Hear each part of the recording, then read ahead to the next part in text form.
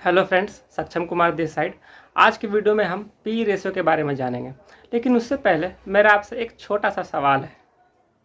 मान लीजिए एक घर आपको 20 लाख का मिल रहा है, जिसको अगर रेंट पर लगाया जाए तो 15,000 पर मंथ का रेंट आएगा। वहीं दूसरी तरफ एक और घर जो कि 15 लाख रुपए का मिल रहा है और इसको भी रेंट पे लगाने पे यहाँ का एस्टिमेटेड रेंट 15,000 रुपये पर मंथ ही मिलने वाला है। तो आप कौन सा घर खरीदोगे, ये 20 लाख वाला या फिर ये 15 लाख वाला? तो अगर आप कंपेयर करके देखो तो यहाँ पे आपको क्या दिख रहा है। आप 20 लाख रुपए लगाओगे तो भी 15,000 का रेंट मिलेगा और 15 लाख रुपए लगाओगे तो भी 15,000 का रेंट मिलेगा। तो अगर सिर्फ रेंट एज एन इनकम को कंसिडर किया जाए तो ऑब्वियसली 15 लाख वाला घर सब खरीदना चाहेंगे। तो अभी हमने एक बहुत ही शानदार एग्जाम्पल को देखा, तो अब इस एग्जाम्पल से रिलेट करते हुए हम पी रेशियो को समझेंगे। पी रेशियो मतलब प्राइस टू अर्निंग रेशियो। इसका फॉर्मूला है मार्केट प्राइस पर शेयर डिवाइडेड बाय अर्निंग्स पर शेयर। तो मार्केट प्राइस पर शेयर मतलब क्या होता है? तो मार्केट पे जिस दाम पे आपको शेयर मिल रहा है उसी को मार्केट प्राइस पर शेयर बोलते हैं। जैसे कि एग्जांपल के तौर पे देखो, ये टाटा स्टील अभी 125 रुपये पे मिल रहा है, तो ये टाटा स्टील का मार्केट प्राइस है। अब अर्निंग्स पर शेयर क्या होता है? तो अगर किसी कंपनी के टोटल प्रॉफिट को अगर हम डिवाइड कर देते हैं उसके टोटल नंबर ऑफ शेयर से, तो निकल के आ जाता है अर्निंग्स पर शेयर। मतलब ये है कि हर शेयर पे कंपनी कितना प्रॉफिट कमा के दे रही है। ठीक है, अब इसको एक एग्जांपल से समझते हैं। जैसे देखो, मान लो कि कंपनी का मार्केट प्राइस पर शेयर 1,000 रुपया है और अर्निंग्स पर शेयर 100 रुपया है, तो पी रेशियो कितना निकल के आ रहा है? 10:1। तो इसका मतलब क्या है? इसका मतलब ये है कि कोई भी इन्वेस्टर 1 रुपया कमाने के लिए उसका 10 गुना पैसा देने के लिए तैयार है। आई होप पी रेशियो आपको समझ में आ गया होगा। पी रेशियो का फॉर्मूला तो देख लिए, लेकिन अब देखते हैं कि प्रैक्टिकल लाइफ में पी रेशियो का यूज क्या है। ठीक है, तो सबसे पहला पॉइंट यहाँ पे है कंपैरिजन बिटवीन पीयर्स कंपनी। मतलब कि हम दो कंपनी के बीच में कंपेयर कर सकते हैं कि कौन सा कंपनी सस्ता है और कौन सा कंपनी महंगा। फॉर एग्जांपल, यहाँ पे दो कंपनी है, कंपनी ए और कंपनी बी, जिसका मार्केट प्राइस पर शेयर 1,000 और 2,000 है। ईपीएस दोनों में हमें 100 ही मिल रहा है और पी रेशियो देख सकते हो 10 और 20 है।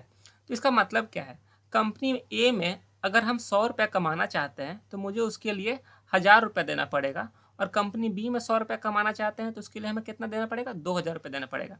यानी कि हमें यहाँ पे साफ दिख रहा है कि कंपनी बी कंपनी ए से महंगा है। ठीक है, अब दूसरा पॉइंट है comparison between company P and industry average. मतलब कि हम किसी कंपनी का पी को उसके इंडस्ट्री से भी कंपेयर कर सकते हैं। For example, P ratio cement company का 18:1 है और सीमेंट इंडस्ट्री का 22:1 है। इसका मतलब ये है कि अगर हम एक सीमेंट कंपनी, फॉर एग्जांपल यहाँ पे अंबुजा सीमेंट है, तो मान लेते हैं अंबुजा सीमेंट का पी रेशियो 18:1 है, तो इसका मतलब ये है कि हम अंबुजा सीमेंट का अगर हम शेयर खरीदते हैं तो 1 रुपया कमाने के लिए हम 18 रुपया पे करेंगे। वहीं अगर हम बाकी cement industry on an average को देखा जाए तो 1 रुपया कमाने के लिए हमें 22 रुपया देना पड़ता है। इससे हमें ये समझ में आ रहा है कि पी रेशियो जितना कम हो उतना अच्छा होता है।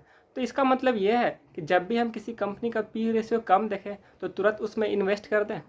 आइए देखते हैं। देखो, कभी कभी क्या होता है कि किसी शेयर के बारे में जब बैड न्यूज आता है, किसी कंपनी के बारे में बैड न्यूज आता है, तो भी उसका पी रेशियो गिर जाता है। फॉर एग्जांपल, जब सब कुछ नॉर्मल चल रहा था तो एक कंपनी का मार्केट प्राइस पर शेयर 1,000 था, ईपीएस 100 था और पी रेशियो 10 मिल रहा था हमें। लेकिन अचानक से मार्केट में एक खबर आता है कि कंपनी ख़राब परफॉर्म की है पिछले 6 महीने में। तो क्या होगा? जैसे ये न्यूज आएगा तो शेयर जो मार्केट प्राइस है वो गिर जाएगा उस कंपनी का। तो देखो, मान लो मार्केट प्राइस गिर के 1,000 से 700 हो गया, ईपीएस तो उतना ही रहेगा, 100 रुपये ही, तो पी रेशियो क्या हो गया? 7 हो गया। तो इससे हमें पता चलता है कि बैड न्यूज़ की वजह से भी पी रेशियो गिर सकता है। अब दूसरा एग्जांपल देख सकते हैं हम कि कभी कभी क्या होता है कि अगर हम पी रेशियो कम, किसी कंपनी का कम पी रेशियो को अगर हम कंसीडर करेंगे तो हमें ग्रोथ प्रॉफिट का ना इग्नोर कर सकते हैं। फॉर एग्जांपल देखो, कंपनी एक्स और कंपनी वाई दो कंपनी है, हम ईयर 1 पे फोकस करते हैं। ठीक है, दोनों का ईयर 1 पे। यहाँ पे देखो, इसका पी रेशियो 10 है और इसका पी रेशियो 20 है। आइडियली अगर हम सिर्फ पी रेशियो के थ्योरी पे चलते हैं तो हमें लगे कि नहीं, कंपनी एक्स बढ़िया है। क्यों? क्योंकि यहाँ पे 100 रुपये कमाने के लिए सिर्फ हमें 1000 रुपये देना पड़ रहा है और यहाँ 100 रुपये कमाने के लिए 2000 रुपये देना पड़ रहा है, ठीक है। लेकिन मान लो अगर हम ये वाला शेयर खरीद लेते हैं, ठीक है, तब ईयर 2 में देखो इसका ईपीएस कितना से बढ़ा, 10% से बढ़ा। फिर कितना बढ़ा, सिर्फ 10 रुपये ही बढ़ा है ईपीएस, ठीक है। लेकिन इसका देखो यहाँ पे ईपीएस 50 रुपये बढ़ गया, फिर से ईयर 3 में ही 50 रुपये बढ़ गया। मतलब यहाँ पे क्या देख रहे हो आप, यहाँ पे देखो प्रॉफिट आपको ज़्यादा मिल रहा है और यहाँ पे देखो प्रॉफिट बहुत ही कम तेज़ी से बढ़ रहा है। यानी कि अगर आप ये वाला लिए होते हैं पी रेशियो को इग्नोर करते हुए तो आपको फ़ायदा हो सकता था। अब देखो वो ऐसा कंपनी जिसका सीजनल प्रॉफिट होता है, फॉर एग्जांपल कभी प्रॉफिट हुआ और किसी साल प्रॉफिट नहीं हुआ, ठीक है। ऐसे बहुत सारी कंपनियां होती हैं, for example real estate company, कभी कभी बहुत सारे फ्लैट्स बिक गए और कभी कभी क्या हुआ कि कोई फ्लैट्स बिक ही नहीं रहा है। तो उसका भी एक एग्जांपल लेके चलते हैं हम। मान लो ईयर 1 में एक ऐसा ही कंपनी है जिसका ईपीएस 500 था और ईयर 2 में अचानक से उसका ईपीएस 50 रुपये हो गया। तो हमें ये नहीं देखना है कि यहाँ पे पी रेशियो तो 2 है तो हमें खरीद लेना चाहिए, क्योंकि आगे कुछ भी हो सकता है। देखो आगे इसका पी रेशियो ड्रास्टिकली इंक्रीज कर गया है, ईयर 2 में 22 और ईयर 3 में 60। तो आई थिंक आप समझ चुके होंगे कि सिर्फ पी रेशियो कम होने से उस कंपनी में इन्वेस्टमेंट एडवाइजेबल नहीं होता है और इन्वेस्टमेंट करने के लिए और भी बहुत सारे फैक्टर्स को कंसिडर करना पड़ता है। बस पी रेशियो के हिसाब से हम इन्वेस्टमेंट नहीं कर सकते हैं। मनी कंट्रोल के वेबसाइट पे आए हैं रिलायंस से कुछ इन्फॉर्मेशन जानने के लिए। इन्फॉर्मेशन का बेसिकली ये जानने के लिए कि पी रेशियो आप कहाँ से पता कर सकते हैं किसी भी कंपनी का।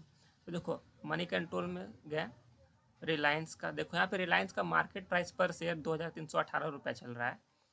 और ये देखो यहाँ पे है ईपीएस आपका क्या लिखा हुआ है, टीटीएम ईपीएस। टीटीएम मतलब होता है ट्रेलिंग 12 मंथ, मतलब कि पिछले 12 मंथ में इसका ईपीएस क्या आ गया, पिछले 12 मंथ में इसका ईपीएस 95.71 था। तो अगर आप ये 2318 को डिवाइड करोगे ना 95.71 से, तो आपका देखो यही आएगा पी रेशियो 24.22। आई होप आपको ये वीडियो पसंद आया होगा। पसंद आया तो लाइक करो और प्लीज़ ऐसे और कंटेंट के लिए सब्सक्राइब करो।